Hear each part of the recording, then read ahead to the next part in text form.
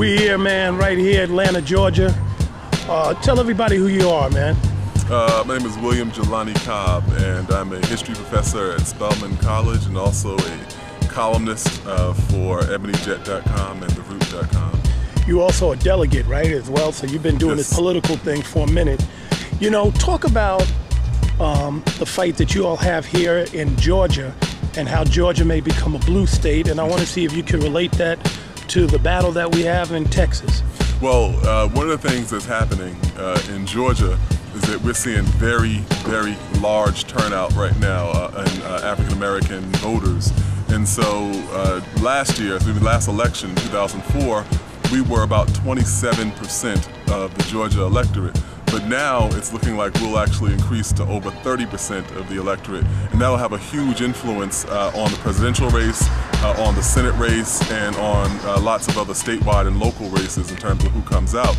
What typically happens in Georgia is that we have, these large numbers of black voters who just don't come out, and that allowed the state to become red and stay red for as long as it has been.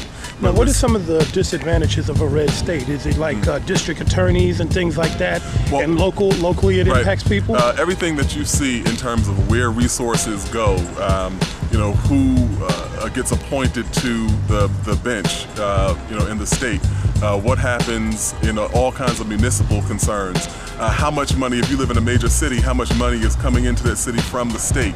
And so all those kinds of battles and all those things that are like the bread and butter issues that affect your life daily, those are things that are very much impacted by your state level races and really what color the state is. Now, you said that there's a good possibility Georgia may go blue, and that's been a campaign you all got jumping off here. Campaign for change, right? That's right. Texas is on its way to trying to turn it blue. Dallas has been a major factor in that, and they said Houston's the last stronghold. What could you say to Texans about the significance, especially with this election, of them making history and maybe taking the state blue, and how important that would be?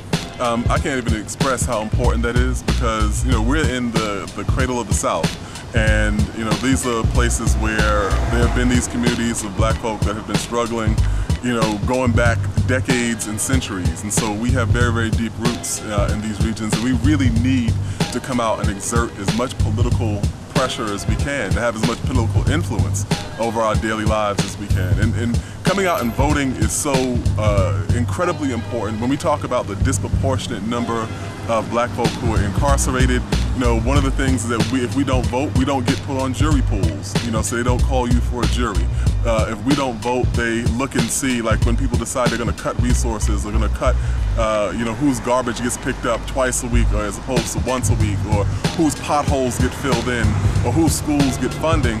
They look at what communities vote when they make these kinds of decisions. And so we need to really, really come out and do everything that we can in Georgia, in Texas, across the South, across the country, to make sure that we protect our communities and take ourselves a step forward.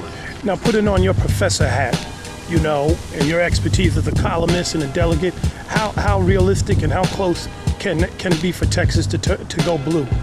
Well, one of the things that we're seeing is that, even if we went back to the 1940s, there was a activist scholar by the name of Henry Lee Moon who wrote a book called Balance of Power.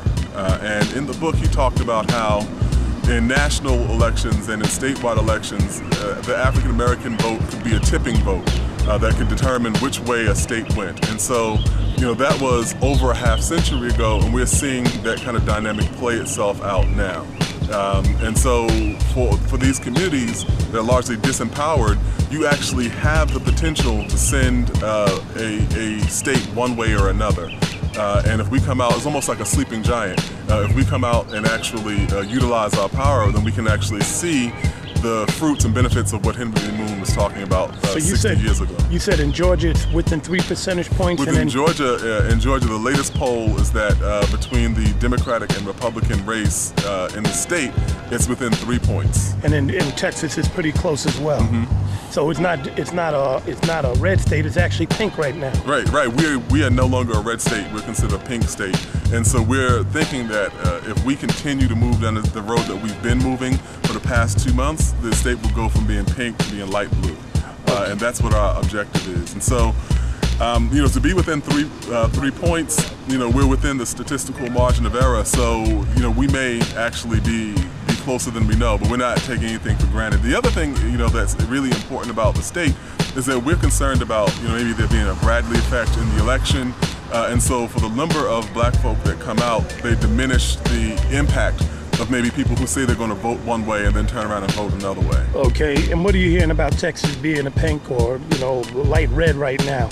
Well, I can't speak to Texas specifically, but I can say that one of the things that's happened this year that's never happened previously is that Republicans are very worried about holding on to states in the Deep South that they once thought were safe. And so the fact that we're even having a conversation about Georgia or that we're having a conversation about Texas means that we're in really a whole new kind of territory.